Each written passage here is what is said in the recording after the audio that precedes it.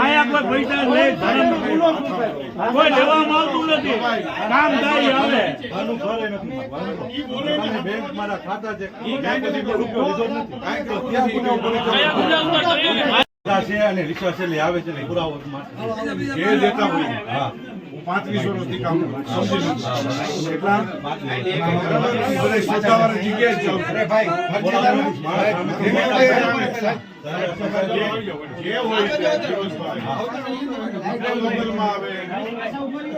જે કોઈ આવતા હોય તમને પાછળ આવે એનો વિશ્વાસ તમે જે હોય તે આ તમારું બધું જોવાનું કામ ને પાઠ નાખવાનું કામ બધું બંધ કરજો.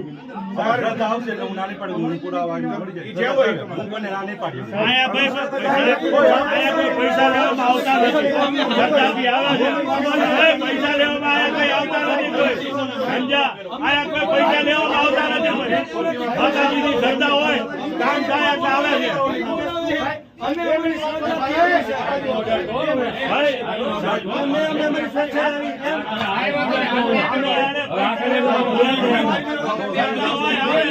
અત્યારે હળવદમાં ધાંગધ્રા ફળિયા પાસે રહેતા ફિરોઝભાઈ સંધી કે જેઓ મોગલ માતાજીના નામે મઢ રાખી અને દુઃખ દર્દ ધોવાનું કામ કરતા હતા.